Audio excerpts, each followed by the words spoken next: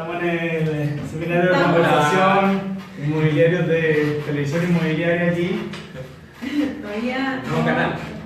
estamos esperando que se conecten. La Pame acá, la famosa de las fotos. Felipe. Antes que no empiezo a mostrar. Algunos libros, ahora sí que sí. Está el libro y llevo el libro. Acá. Así que todo bien ahí. ¿Qué? Ahí uno. Que está como. Sí, está bien. No, pero. ¿Sí? Está ya, hay ya. un problema técnico. Sí, parece. yo lo soluciono, tranquilo. Este falta que gire. A ver. A ver, ¿no? ¿Qué está pasando ahí con...? Tenemos un problema técnico, un pero problema bueno. técnico con la transmisión? A ver, muestra tu celular, Claudio, para ver cómo se está... Mira, fíjate, cómo está ese viendo. finalizar está acá. Y aquí el finalizar está abajo. No ha girado tu pantalla. Entonces hay que ok. activarle el que habilita para el giro del teléfono. Ya, por acá Eso por no es. Propital ya tenemos gente conectada, estamos desde las oficinas de Propital, Bueno. broker inmobiliario, una oficina de brokers inmobiliarios, con... Un saludo a Sí, Lucas.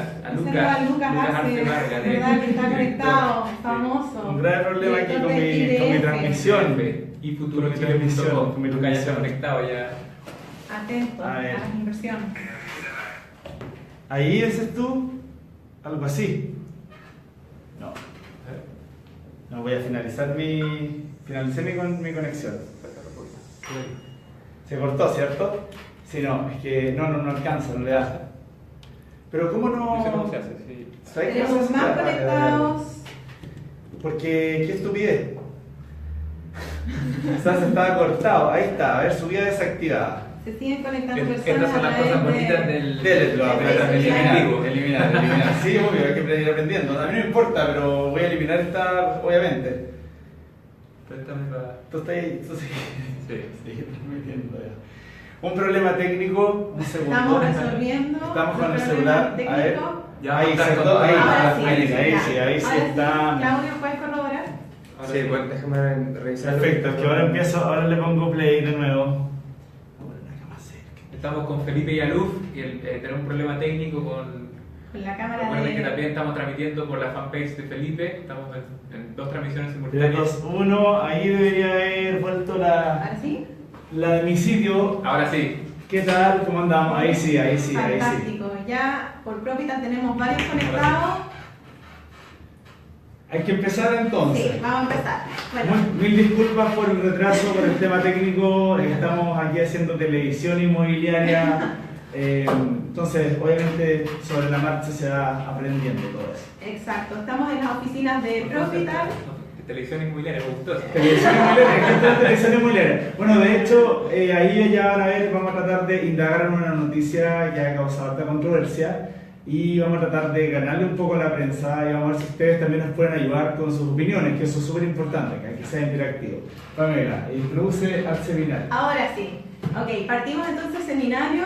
Los saludamos a todos. Estamos en las oficinas de Propital, acá en el Bosque Norte 0226. Cerquita, ¿verdad?, entre Vitacura y Ebro. Están nuestras oficinas. Estamos en una oficina de inversiones inmobiliarias. Estamos con Felipe Yaluf, ¿verdad? ¿Qué tal? Autor, músico y autor, ¿verdad? Múltiple autor, ¿verdad?, de Los secretos de la inversión inmobiliaria. Esta es la última versión del libro. El del lomo Acá. azul, ustedes las Exacto. conocerán. Este es el camino hacia la libertad financiera. Así que acá están todos los secretos, se supone que revelados, ¿verdad, Felipe?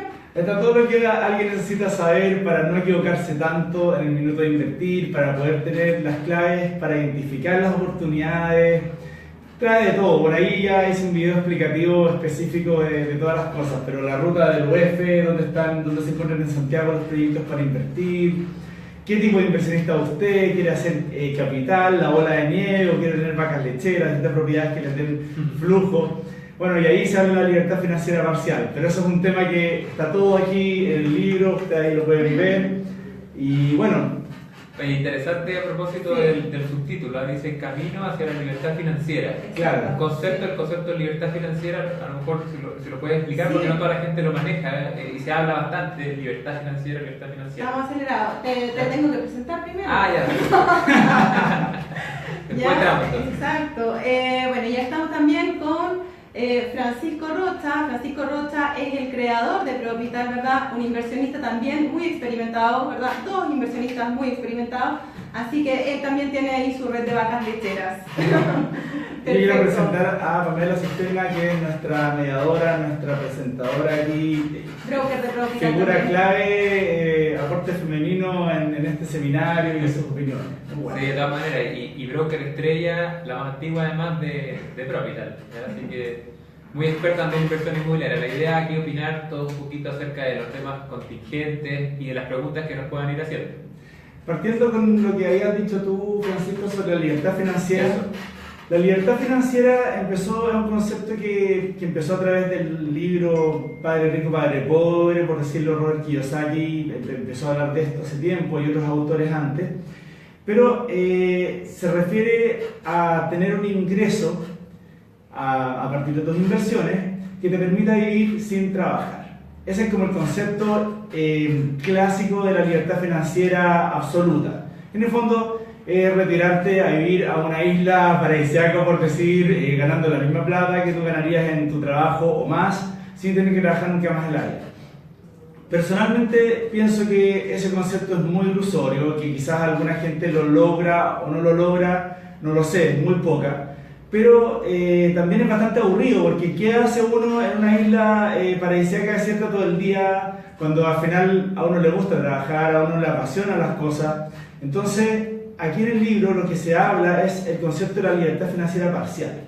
Y como libertad financiera parcial me refiero a armar una red de propiedades que sí aporten flujo mensual y sin dejar el trabajo tradicional o quizás disminuyendo su carga horaria, nos permite tener más tiempo para nuestro ocio favorito, nuestro deporte favorito, para estar con la familia, para estar con los amigos, para viajar, para hacer todas las cosas que nos gusta hacer, para ir a un restaurante, cambiar el auto, lo que ustedes quieran.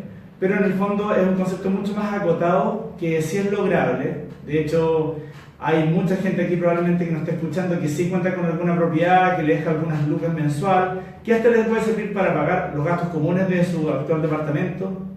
Ups, se cortó.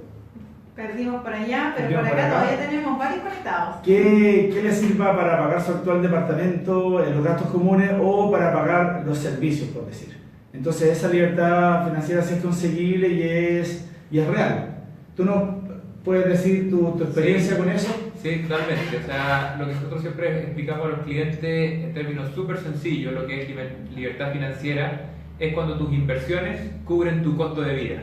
¿Ya? O sea, si por ejemplo tienes un costo de vida de 1 millón de pesos, entonces planteemos una estrategia en el tiempo de cómo generar 1 millón en ingresos residuales. ¿Ya? Hablemos de ingresos residuales. Básicamente en inversiones inmobiliarias, diferencial arriendo con dividendo, ¿cierto? Entonces, si multiplicamos, por ejemplo, 50.000 o 100.000 pesos por unidad, para llegar a la libertad financiera tendríamos que proyectar adquirir 10 departamentos, ¿no es cierto? Claro. Entonces, ¿cómo logramos esos 10 departamentos? Bueno, ahí vamos a entrar directamente en las estrategias de inversión, reinversión, refinanciamiento, venta del departamento, adquisición de nuevas unidades, en fin, pero básicamente lo explicamos así. Costo de vida se cubre con tu ingreso por inversiones, igual libertad financiera. Es como una historia que contaba Kiyosaki cuando le dijo a su señora, me quiero comprar el nuevo Porsche. Entonces la Kim Kiyosaki que le dijo, ya, pero ¿cómo lo vas a hacer? Y él dijo, no, yo voy a ir y me lo voy a comprar porque tengo la plata. Dijo, no, ¿tú en qué vas a invertir para que tu inversión te pague tu nuevo auto? Entonces él tuvo que ir, investigar el mercado, invertir en distintas cosas y la cuota del auto la fueron pagando al final sus propiedades. Claro. Entonces ese es como el concepto de la libertad financiera Sí. parcial. Exacto. Y tampoco se trata de retirarse porque en realidad uno al final está en la materia. Exacto. De hecho, hay un caso también de un broker chileno bien conocido, no vamos a revelar su nombre, que también hizo lo mismo, es hacer la pasada, ¿verdad? Te compras barato de repente una propiedad en blanco, ganaste la plusvalía de construcción y al momento en que te la entregan, tú la vendes, ¿verdad? O cedes esa promesa, tal vez, si logras hacer una buena sesión, ¿verdad? Y con esa platita que te ganaste, también cambias el auto. Claro. Puedes llegar a tener 5, 6, 7, 8 millones de pesos extra. Claro, es una opción también. Y fíjate lo que decía Felipe, citando al autor Robert Kiyosaki, que probablemente muchos lo han leído. Él cuando se va a comprar un auto, piensa primero con qué activo voy a pagar la cuota del auto. O sea, de partida no se lo compra al contado, de partida. O sea, no se va a comprar autos No contados se porque se apalanca. no se descapitaliza de esa manera. No, o sea, imagínate, el costo de oportunidad sería enorme. Entonces él dice, ok, yo voy a dar un pie para mi auto y voy a asumir una cierta cuota. Y después se pregunta, ¿y con qué inversión voy a cubrir esa cuota y que ojalá además me genere excedente? Entonces, claro, el tipo se compró un Viper, un Porsche, y no sé cuánto habrá sido su cuota, pero después se habrá comprado un edificio que le generaba un flujo suficiente para pagar con excedente. O una cancha de golf. Ese pasivo. Es como pensar que el auto, imagínense que cuesta 50, entonces yo pongo una cuota, por decir, de 5, un adelanto de 5, y todo el resto lo invierto en distintos activos, y con eso pago el resto de las cuotas. Entonces al final me hago dueño del auto y dueño de las propiedades, que una vez que se termine de pagar el auto, yo sigo siendo dueño de las propiedades. En cambio, si hubiera pagado el contado, ahí me hubiera quedado con el auto, pues me aburro y lo tengo que vender a la mitad. Es lo que pasa clásicamente con esas cosas. Exacto. Bueno, estamos atentos a sus preguntas y mientras esperamos sus preguntas vamos a hablar un poquitito de actualidad inmobiliaria, ¿verdad? Siempre Felipe está atento, ¿verdad? Y nosotros también a la actualidad inmobiliaria. Y actualmente hay una controversia, ¿verdad?, con respecto a los guetos en Estación Central. Así que queremos saber cuáles son sus observaciones al respecto. Felipe, Francisco. Es un tema súper controversial porque hay dos lados de la moneda. ¿Ya? O sea, si bien existen los guetos verticales que se han construido en Estación Central y hay mucha gente que está alegando en el fondo porque encuentra indigno que se haga un edificio tan denso en esa zona. Por otro lado, existe una fuerte demanda por personas por vivir en Santiago, una fuerte demanda por personas vivir conectados cerca de la línea 1, porque probablemente trabajen en Las Condes y se mueven en esa línea, y una fuerte demanda por propiedades nuevas que estén a precios económicos. Entonces, lo que queremos hablar acá y queremos entrar en el debate, y ojalá ustedes puedan opinar al respecto, es ¿qué es lo que es primero, el huevo o la gallina? ¿Es tan culpable la inmobiliaria que lo construyó o es más un resultado de la demanda de las personas por querer vivir en ese lugar y un plan regulador municipal bastante suelto, poco definido, que de alguna manera no regulariza, por decir, el tema de la densidad? Porque finalmente esa torre, si que hubiera tenido quizá menos unidades, no hubiera tenido tantos departamentitos chicos, no hubiera pasado lo mismo, y hubiera sido un edificio más. Pero entonces queremos abrir el tema de debate y ver qué opinan ustedes al respecto. Y, por ejemplo, también hablar de otros ejemplos, por decir, los departamentos, tú, Francisco, bien los conoces, los que se están haciendo en China, dijiste, o Japón. Ah, claro, departamentos súper chiquititos que uno los puede buscar y son micro departamentos. Hay realidades muy diversas en otros países donde esto ya pasó hace tiempo. Entonces queremos saber si Chile no está preparado quizá, o si está preparado para este tipo de cosas, y quiénes encuentran ustedes que son los que tienen la responsabilidad finalmente en esto. Claro. Háblanos un poco de esos proyectos que son mucho más densos que este edificio, ¿no? Muchísimo más denso. De hecho, Hong Kong me parece que es el lugar donde existe una mayor densidad en el mundo. Ya existe, no recuerdo bien la cifra, algo así como 18 habitantes por metro cuadrado, algo así. Entonces, ¿qué te dice eso? O sea, la gente necesita vivir, las ciudades grandes atraen a la gente, sobre todo los sectores más centrales, y sobre todo Estación Central, que hoy día se presenta como una excelente alternativa a la gente que quiere vivir cerca del centro, ¿ya? Porque los precios en el centro han estado mucho más altos y las mejores alternativas son alrededor del centro. Entonces, claro, como dice Felipe, hay una controversia ahí desde el punto de vista ético. O sea, ¿es la inmobiliaria la que transgrede ciertas normas éticas o son las normas, las legislaciones, los planes reguladores que no están bien adaptados a una economía que más bien crece fríamente de acuerdo a dónde se entregan los estímulos? O sea, mi visión al respecto definitivamente es esa. Creo que aquí, para regularlo, el tema es cambiemos las legislaciones. Si queremos que una zona no tenga alta densidad, modifiquemos los planes reguladores y vayamos a ese puerto, digamos. O sea, vamos a la alcaldía, a la municipalidad. Esa es la vía, ¿ya? Porque tal como tú decías, hay mucha gente que está súper contenta de vivir en un lugar así, porque está en una buena ubicación, está pagando un precio muy bajo, ¿no es cierto?, con gastos comunes muy bajos, y que está feliz de vivir cerca de su lugar de trabajo. Entonces hay gente que no le incomoda. Y por eso citaba el ejemplo de Hong Kong o de los departamentos en Asia en general, que son muy chiquititos, muy pequeños, y que la gente se adapta a vivir con unas literas, que es increíble, no sé si tú lo has visto, unas literas, la cocina aquí y arriba otra y la tele pegada. Un amigo me contó que había alojado en esos departamentos y estaba literalmente la cama y el water aquí, Claro, al lado de la cama. al lado. Y era una cuestión casi ridícula, una pieza de 3x2. Claro. Pero ya al principio se choqueó, pero después con el tiempo se dio cuenta que mucha gente vivía en este tipo de espacio y que porque finalmente no tenían medios para pagar un espacio más grande, Claro. porque es una ciudad muy cara de vivir. Entonces, ahí va lo que, como bien decía Francisco, hay gente que quizás no le incomoda vivir ahí, hay gente que quizás no podría haber sido dueño de una propiedad, por ejemplo, que costara 1.500 UF, porque simplemente no tenía no estaba sujeto a un hipotecario de ese valor, no tenía el flujo, no tenía ningún otro medio, pero necesitaba urgentemente vivir en Santiago y quería ser propietario y quería tener algo nuevo. Entonces, ¿está tan mal vender una propiedad, por decir cuánto habrán costado, 850, 900 UF? Claro, desorden. Exacto. Sí, entonces, ahí viene, me gustaría saber qué es lo que ustedes opinan al respecto, si que están de acuerdo, si no están de acuerdo, porque también qué le vas a hacer a esa persona que no puede pagar 1.500 UF. No, tú no te quedas sin una propiedad para vivir, porque me Claro. parece que tu edificio es muy denso, o me molesta que sea un gueto, pero bueno, ¿qué otra solución dan entonces los... Claro, hay que poner todo en el fondo tratar de poner todo en una balanza, ¿verdad? Ahora, conocemos también los casos un poco de la comuna de Santiago Centro y de la comuna de Ñuñoa, que ya han hecho algunos planes reguladores, ¿verdad? Ya han instaurado planes reguladores, ¿verdad? Por parte de las municipalidades, precisamente para evitarse estos temas que ahora están pasando en la Estación Central, ¿verdad? Y de hecho, en este momento Ñuñoa se está haciendo un poquitito más exclusivo, se estima que van a aumentar más ahí los precios, ¿verdad? Ya está aumentando los precios exacto. por la llegada del mall, con el metro, Además, la nueva línea. exacto. Eso fue un impacto, igual que Independencia, que se viene con todo. Claro, El también nuevo porque mall de se viene un mall, Independencia, exacto. con la línea hospitales, ahí en hospitales ya hay un desarrollo súper potente. Se Claro. puede ver a simple vista eso. Ya está listo el edificio, ¿verdad? Así es. Yo creo que podríamos dar la palabra a la gente que nos está viendo, que nos está escuchando, a ver si es que Acá hay una pregunta. Preguntan cuánto es el mínimo de renta para postular a una propiedad. ¿Cuánto es el mínimo de renta para postular una propiedad? Perfecto.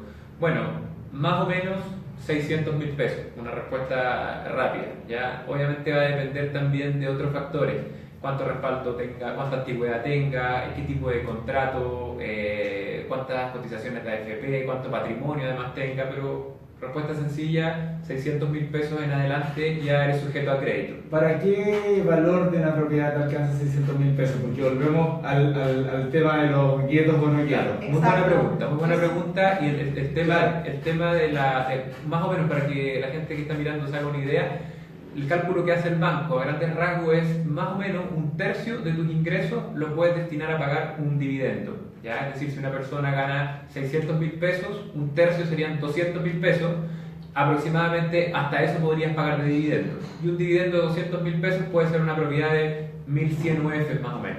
Aproximadamente. Hay que pensar como en una fórmula de 600, ¿verdad? 600.000 pesos es a 1.000 UF. Aproximadamente así uno puede ir haciendo una regla de 3, Claro. como para proyectar cuánto es lo que podrían aprobarte de crédito. Hablamos de un Cálculo estudio. ¿De un estudio o de un dormitorio y un baño? Yo creo que estamos en un estudio. Cuando hablamos de 1.000 UF, claro. 1.000 UF es un estudio. Claro, Porque porque un dormitorio y un baño ya están con...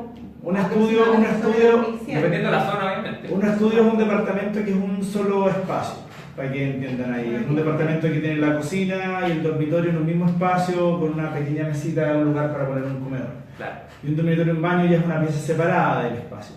Pero un dormitorio y un baño debería estar por el orden de los 1.500. Yo estoy hablando de 1.500. Santiago, sí, no sé si en regiones, porque pueden ser en otros precios. Sí, 1.500 UF un departamento de un dormitorio en la parte más periférica de Santiago Centro. Sí, hoy día todavía se pueden encontrar en ese precio. Si es Santiago Centro, ya están del orden de las 2.200 UF en un departamento. Sobre las 2.000 UF. Claro. Por eso entonces, claro, hay una necesidad por vivir en ciertos lados. Hay mucha gente que necesita vivir cerca de la estación de la línea 1. Entonces, ¿qué hacemos con las propiedades? ¿Aumentamos la densidad? ¿Aumentar los precios?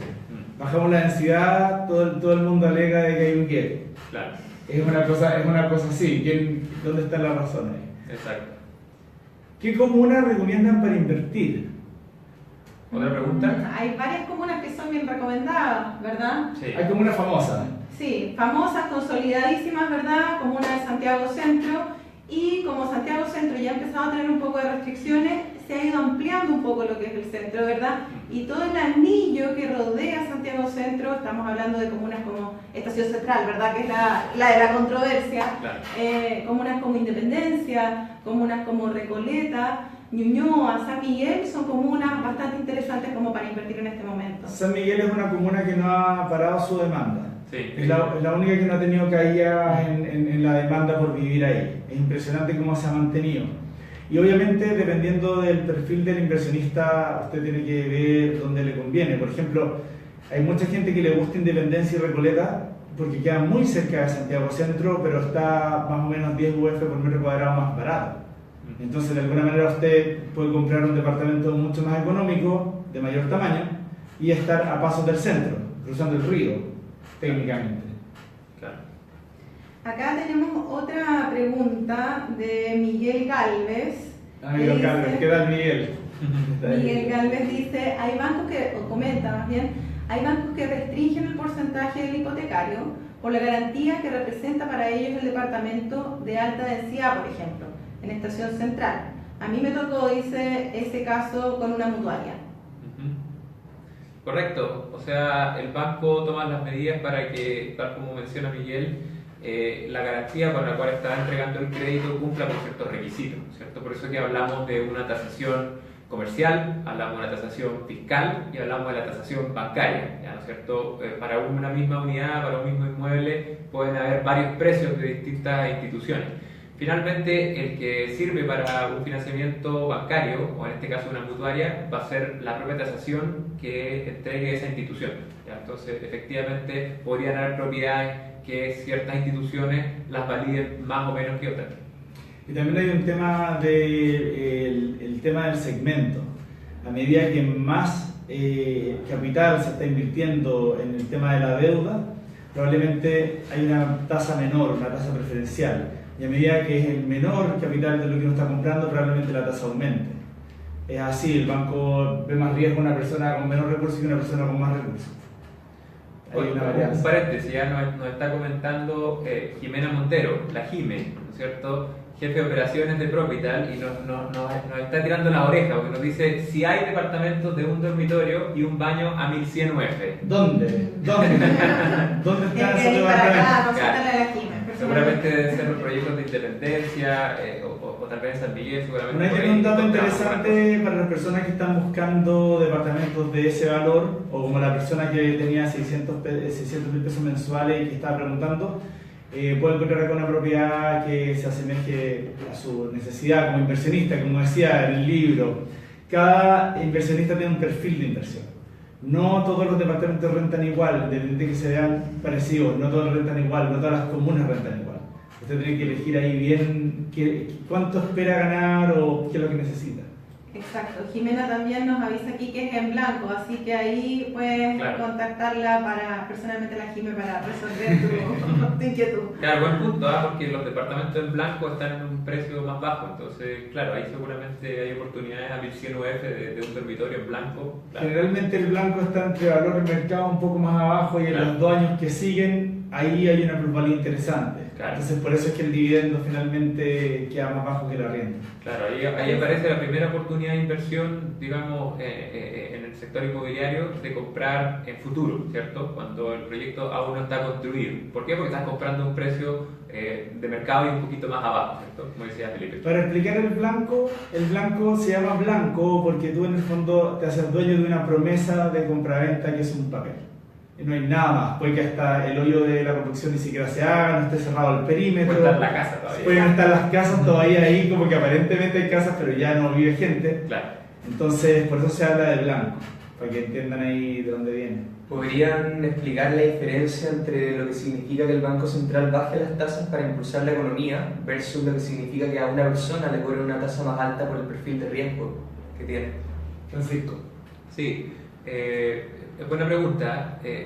Una cosa es lo que el Banco Central haga para estimular la economía, reduciendo sus tasas. ¿Para qué? Para que el acceso a crédito sea, digamos, más barato. O sea, pedir un crédito de consumo, un crédito hipotecario le cueste menos a la gente y por ende la gente tenga más dinero en el bolsillo para poder consumir o invertir, ¿cierto? De esa manera el Banco Central estimula la economía y por eso reduce sus tasas. Y otra cosa es la reducción de tasa que uno tiene como persona cuando va a pedir un crédito al banco y puede negociar cierto rango de tasa que va a variar dependiendo del perfil que tú tengas para el banco, ¿no es cierto? Si tienes buena renta, buen patrimonio, buena antigüedad laboral, vas a obtener seguramente mejores condiciones que una persona que tiene menos antigüedad laboral, no una renta tan alta, ¿no es cierto? Entonces, una cosa es la reducción de tasas que uno logra con la negociación con el banco por su perfil y otra cosa es lo que hace el Banco Central para estimular la economía. Y también en la tasa que se le cobra a la persona está metido también la calidad del inmueble que está También, comprando. lo que decía Miguel. Dicen, claro. Claro, correcto. Es importante recalcar que independiente que de repente ustedes pueden leer que la tasa del Banco Central bajó y todo, cada institución bancaria tiene sus costos asociados y su ganancia. Entonces es un poco ilusorio pretender que un banco va a dar la misma tasa que anuncia el Banco Central, Claro. porque se eliminaría el negocio para ellos. Exacto. Pero sí se abre el pie para poder, como decía Francisco, negociar un CAE más bajo y poder tener un poco el sartén un poco más por el mango en el minuto de endeudarse, porque como que ahora el inversionista está súper conservador, el banco de a poco está tirando los estímulos para que la gente salga y se endeude de nuevo. Y no es mal momento para comprar ahora, sobre todo por eso. Se puede encontrar una mucho mejor, quizás una mejor negociación bancaria de tasa y CAE, que después cuando esté todo bien, porque ahí el banco no tiene necesidad de dar ningún impulso extra. La pregunta acá que hacen es ¿cómo asegurar un buen arrendatario? Un buen arrendatario, es importante conocerlo presencialmente, físicamente. ¿Qué hago yo en mi caso, por ejemplo? Tengo un conserje que me filtra inicialmente a las personas que pueden entrar o no al departamento. Yo tengo full confianza en su observación, entonces cuando él me dice no, este se ve como un cabro bueno o se ve como una niña buena que va a entrar y todo, ahí yo tengo una reunión física y le hago algunas preguntas muy sencillas. Por ejemplo, ¿a qué se dedica? Si es extranjero, ¿hace cuánto tiempo llegó a Chile? Y le voy un poco sacando el rollo de su historia. Si noto que hay alguna inconsistencia en su narrativa, en su relato, obviamente voy a desconfiar de esa persona. O si noto que la persona está apurada, por ejemplo, no me quiere responder las preguntas, también voy a desconfiar. Porque muchas veces hay gente, por ejemplo, que llega que no tiene suficientes papeles o no tiene suficiente tiempo de antigüedad y en verdad son trabajadores serios, vienen a instalarse a Chile y uno no tiene por qué desconfiar de esa persona. El chileno puede ser mucho peor a retratar. Pero eso es mi método personal para filtrar a la gente que entra. No, nunca voy a firmar un contrato de arriendo si no conozco a la persona, porque puede ser ya una mala sorpresa. ¿Y qué pasaría en el caso de que el inversionista no tenga la posibilidad de conocer a la persona porque sus propiedades, ponte tú, están en otra ciudad? Tiene que obligatoriamente optar por un administrador, un corredor, ¿verdad? O sea, ahí, ya, ¿cómo elige quizás al corredor? ya una persona que tiene propiedades en la lejanía tiene que, antes de comprarla, tener clara la logística de su administración. Y esa logística de administración incluye meter a una persona adentro, porque hay que pensar que uno a veces se fija demasiado en el precio del inmueble que está comprando, pero se olvida de que el 50% del negocio es la persona que lo va a arrendar. Porque uno puede tener muchas propiedades muy bien elegidas, muy bien compradas, por decirlo, pero si no tienes gente para llenarlas, el negocio simplemente no funciona. Entonces es súper importante tener toda la cadena, todos los eslabones de la cadena súper bien armados, porque al final la cadena es igual de fuerte que su eslabón más débil. Si tengo una propiedad que me costó cara y tengo un arrendatario, no voy a ganar tanta rentabilidad. Si tengo una propiedad que me costó barata, pero no la voy a arrendar, tampoco me va a rentar, igual va a ser una deuda finalmente. Entonces, como decía Pamela, hay que tener súper bien armado eso y me gustaría que Francisco también, que tiene propiedades, hablara de cómo elige su arrendatario. Esa es mi manera, por ejemplo. Sí, no, estoy súper de acuerdo y agregar un par de cosas. O sea, si uno tiene la instancia de poder conocer a la persona, por supuesto que puede sacar ciertas conclusiones, ¿no es cierto? Ese feeling que tiene suma, ¿cierto? Ahora también hay parámetros concretos como exigir liquidaciones de sueldo, papel y cosas así, que obviamente hay personas que lo tienen y otras que no. Cuando tú delegas esto en un administrador, generalmente se rigen en base a esos parámetros, son parámetros objetivos, ¿no es cierto? Y lo segundo, agregar de que existen seguros contra no pago de arriendo, ¿ya? Existen compañías de seguro que tú puedes pagar, dependiendo obviamente del monto de arriendo, puedes pagar un fee mensual y ellos te aseguran de que en caso que tu arrendatario no te pague, es la compañía de seguros la que paga, ¿ya? Es una opción, obviamente disminuye tu rentabilidad porque tienes que estar pagando además del dividendo un fee a la compañía de seguro, pero por otro lado disminuye los riesgos. Eso quería decir, que nuevamente volvemos a un tema de qué tipo de inversionista es usted. Porque si usted va a decir, ya voy a comprar 20 unidades en blanco en distintos proyectos inmobiliarios, obviamente no va a poder tener un contacto directo con su arrendatario. Es prácticamente imposible que se haga cargo de las 20 unidades usted y vaya a hablar con las 20 posibles personas de cada departamento, porque no pueden haber 10 personas por cada departamento. Entonces, sume la inmensa cantidad. En cambio, si usted tiene una propiedad o está partiendo o dos propiedades, sí, perfectamente puede darse el tiempo de ir y elegir su arrendatario. Claro. Entonces, en el caso de un inversionista por volumen que esté invirtiendo en una sociedad de inversión, yo encuentro muy bueno contratar un seguro y meterlo dentro de los costos y asumir que es parte del negocio, independiente de que merme un poco su rentabilidad, se asegura una estabilidad que le da cero vacancia en el fondo, que realmente puede sacar la matemática con todos los meses de corrido sin preocuparse. Exacto.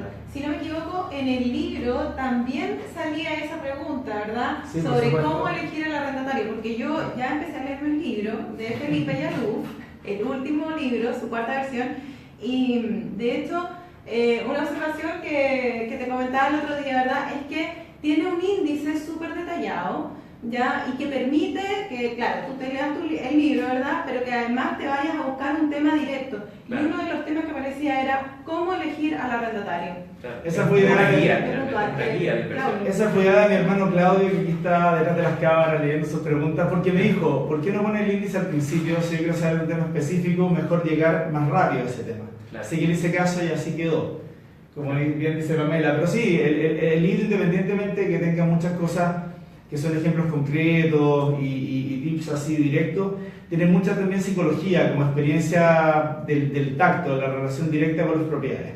Porque en verdad de repente una reunión física con el arrendatario puede hacer mucho más que tener un parámetro duro, cuantitativo, como decir liquidación de sueldo. Claro. Vuelvo al caso, ¿qué tipo de inversión está usted? ¿Va a administrar 40 propiedades o pocas? De todas maneras. Vamos a ¿Hay ver. más preguntas? Sí, por acá por lo pronto. ¿Por qué no hablan un poco de lo que significa emprender y qué es lo que conlleva emprender?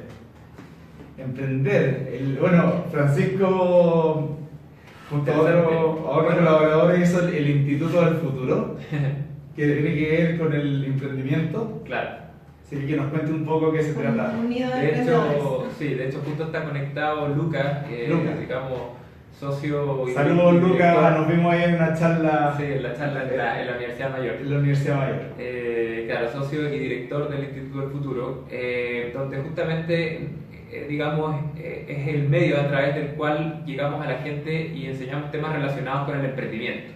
¿Y por qué esta relación inversión-emprendimiento? Porque personalmente creo que van muy de la mano con el perfil de la persona que quiere buscar algo más. Siento que la persona que va a invertir o la persona que va a emprender está buscando la libertad financiera, como dice aquí, o al menos está buscando una mejor calidad de vida o más tiempo para su familia, ¿no es cierto? Y otras cosas. Entonces, recomendaciones respecto al tema de emprender. Yo, a ver, hemos hablado de esto muchas veces en los seminarios que hemos hecho y mi recomendación es un poco radical en el sentido de siempre recomiendo a la gente escuchar esa brújula que todos tenemos adentro y que nos dice para dónde ir, ¿no es cierto? O sea, yo creo que más allá de las cuestiones racionales, sentarnos a sacar cálculos y qué sé yo, hay una brújula interna que siempre te dice cuál es el camino correcto por el cual uno debe andar. Y si uno está suficientemente conectado con uno mismo y escucha a uno mismo esa brújula, siempre va a tener la tranquilidad y siempre lo va a llevar por buen camino. Van a haber altos y bajos, sí, va a aparecer el miedo, por supuesto, pero finalmente el miedo y otras emociones que surgen son estos indicadores que te van diciendo por aquí no, por aquí sí. En mi opinión, concordando con Francisco el tema de la brújula interna, creo que no hay nada más placentero y emocionante que trabajar en lo que a uno le apasiona. Para mí parte de esa base. O sea, cuando uno está emprendiendo en algo que a uno le apasiona, puede trabajar todo el día, toda la semana, sin parar y no se va a desanimar. Uno se puede acostar tarde y levantarse temprano el otro día diciendo voy a luchar por mi proyecto porque salga adelante, voy a creer en mí mismo, creer en uno mismo, en que tenga la capacidad de realmente materializar lo que tiene en su mente y llevarlo a cabo. Eso es súper importante. Eso es súper importante y creo que es como la clave que tiene que tener un emprendedor, el ADN del emprendedor. Ese como hambre que te hace decir, me voy a jugar todo por el todo por mi idea, en vez de, no sé, porque hay mucha gente muy capaz que podría estar perfectamente contratada y trabajar en una empresa y con un buen sueldo y todo, pero quizás eso no le interesa. Quizás eso, o sea, no porque uno tenga las capacidades de hacerlo, se tiene que cerrar al emprendimiento, porque a veces haciendo lo que uno quiere hacer, digamos, lo que siente en su corazón, por decirlo de alguna manera, lo hacen mucho más feliz. Para mí va por un tema de felicidad, de la vida es corta y hay que estar feliz en esta vida, hacer las cosas que uno quiere hacer y no después recordar así como viejo y decir, hoy, if that would happen, si no hubiera hecho eso. Y empieza el mundo de los supuestos. Entonces entrar en el mundo de los supuestos, mejor hacerlo. Hay que ser más un hacedor que un pensador. Exacto. Independiente de que sacar cálculos y todo eso, para mí es muy importante porque, claro, no sigue su corazón, pero hay que seguirlo planificadamente, obviamente. Tampoco les digo que se tienen en venta y hacia el vacío. No, saquen sus cuentas, háganlo pro, pero hagan lo que ustedes quieren hacer. Exacto. Ahí igual yo creo que es importante como agregar que el libro es un buen manual para lograr ese sueño, por así decir, del emprendimiento, pero con una seguridad de libertad financiera que te otorgan las propiedades. Eso es una realidad. A mí me tocó con las propiedades. Como las propiedades llegaron a mí, las descubrí, por eso hice el primer libro. O sea, partió de ahí. Pero este libro de acá es un manual de emprendimiento motivacional, de educación financiera aplicado a las propiedades. Yo creo que le puede servir a cualquier persona que tenga su negocio. Yo lo hice y la forma que sé explicar es a través de las propiedades, pero no necesariamente, pero eso me pasó a mí. Se fijan, ustedes pueden estar en el negocio de los restaurantes, en el negocio de una startup, en el negocio digital, web, de lo que sea, y finalmente son los mismos parámetros un poco. Cómo ordenarse, tener un plan de acción, decir ya, de aquí a tal mes voy a cumplir mi objetivo y en verdad cumplirlo. Y no ser condescendiente con uno mismo en ese sentido, sino que... Exacto. Para emprender, uno cuando decide emprender tiene que tener mucha disciplina, ¿verdad? Con los números, tiene que tener disciplina con los horarios. Si tienes que tener una reunión con X persona estratégica, tienes que llegar puntualísimo a la reunión, ¿verdad? Etcétera. Tienes que estar dispuesto a salir de tu zona de confort. Es pero vital que salgas de tu zona de confort, que seas una persona que se te cayó el emprendimiento, se te cayó el negocio y que seas capaz de nuevamente levantarte, ¿verdad? Y vamos por el siguiente. Ser tu propio jefe y trabajar contratado como junior de ti mismo. Siempre digo eso, como claro. si no tenías ganas de ser junior de ti mismo, no emprendas. Claro. O sea, te va a tocar hacer N cosas que son una lata. Pero lo más interesante del emprendimiento es armar equipos también, porque al ser emprendedor, uno realmente tiene una idea, lo mejor es asociarse con las mejores personas que puedas conseguir a tu lado. Eso es. Sí. Porque eso te va a llevar finalmente, la unión hace la fuerza igual en algunas cosas, ¿no? Realmente cree que se sabe todas. No es así. Es muy importante la unión de distintos cerebros para sacar proyectos adelante, sobre todo proyectos complejos, porque uno puede ser muy bueno en un área y mal en otra área. Eso es normal, o sea, no hay que sentirse mal por no manejar toda la información. Henry Ford tenía un montón de asesores, llamaba por teléfono y se comunicaba con la persona más experta que necesitaba. Él la tenía clara, pero no tenía por qué tener todo el conocimiento. Claro. Hay un dicho que dice, solo llego más rápido, pero juntos llegamos más lejos, ¿cierto? Claro. Eso es cierto. Sí. Es verdad, claro, una expedición. Claro. Y súper cierto lo que decía Claudio también de cómo se relaciona el mundo del emprendimiento con inversiones, porque para un emprendedor a veces que se lanza independiente y que deja de tener liquidaciones de sueldo, a veces es muy complejo por invertir porque los bancos básicamente lo van a ver como una persona de alto riesgo. Entonces, aprovechar cuando tienes tu trabajo estable, cuando tienes tus liquidaciones estables, aprovechar ese momento para invertir, apalancarte con el banco y después tener a lo mejor la tranquilidad de que al menos tienes una propiedad que te está pagando sola, que te está dejando un flujo mensual, que está ayudando a lo mejor a financiar tu propio emprendimiento.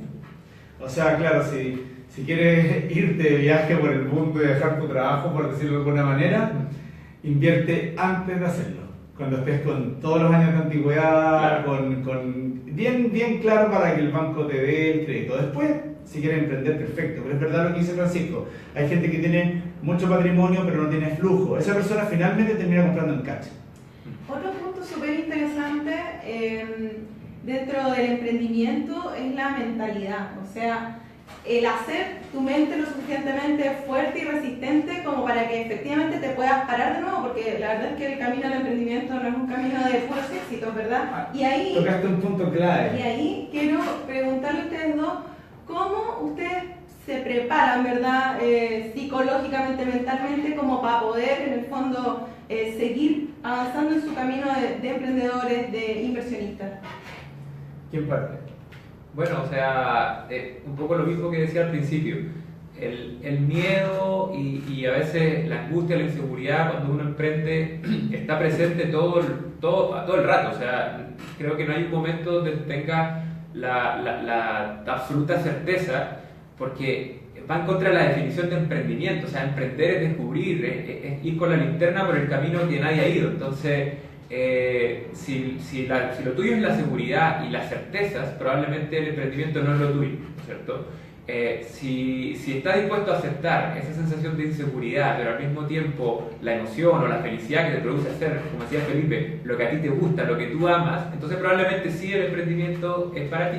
Entonces cuando aparecen estas ciertas crisis en el emprendimiento donde te has enfrentado a tus miedos, a tus angustias, yo sigo insistiendo en que lo que se debe hacer es el momento de tranquilidad con uno mismo, de decir, bueno, ¿hacia dónde debo ir? Y la respuesta siempre la tiene uno mismo, ¿no es cierto? La lectura, la literatura, el conversar con personas que han pasado por el camino que tú ya quieres pasar, ¿no es cierto? Por supuesto que suma, pero dentro de uno mismo siempre está la respuesta para decir, ok, esto es lo que tengo que hacer y no sé cómo lo voy a hacer, pero lo voy a hacer sí o sí.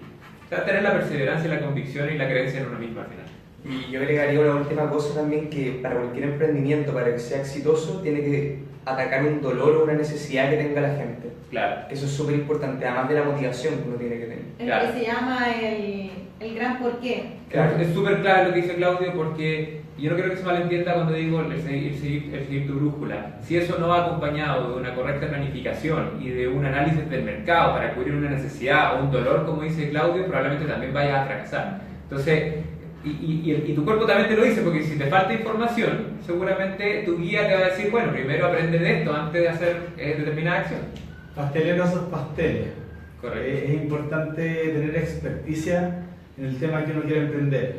Yo pienso que emprender en algo que uno sabe puede tener muchas posibilidades de éxito, y emprender algo que uno no sabe es casi obvio que no va a llegar a ningún lado, excepto que uno entre como capitalista y le deje esa responsabilidad a otra persona que sí sabe.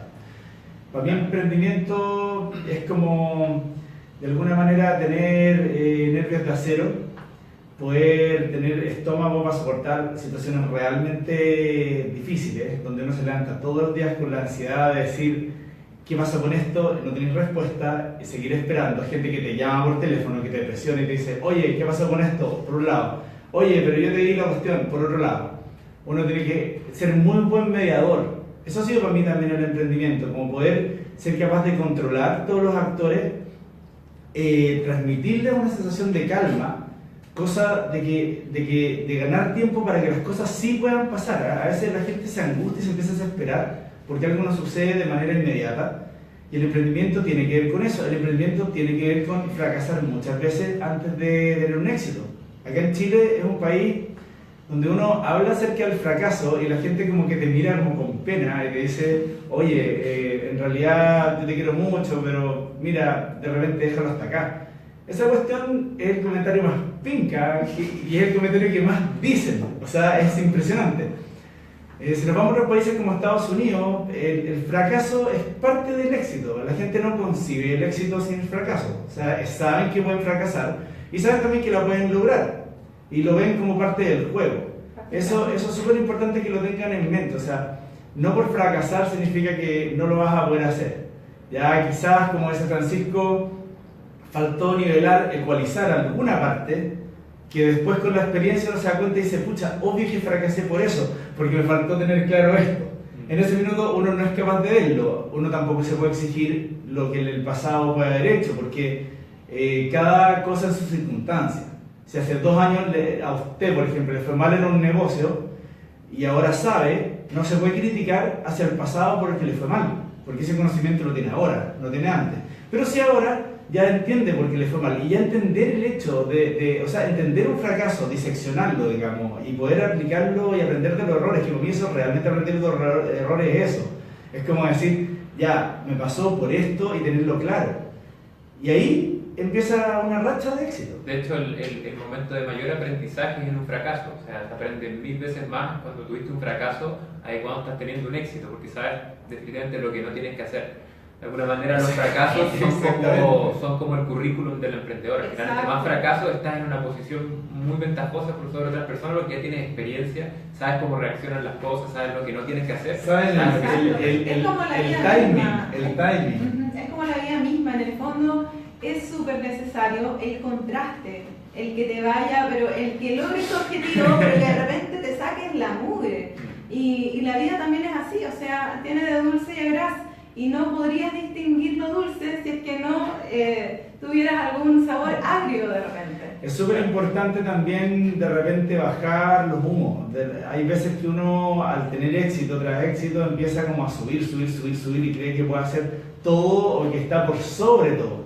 Y eso es una ilusión, o sea, ahí es donde generalmente uno se pega un costalazo y tiene un pequeño fracaso o un fracaso que de alguna manera te chanta y te dice, tranquilo, tú eres un ser humano, estás en esto, estás bien, pero tienes que seguir con humildad, eso es súper importante.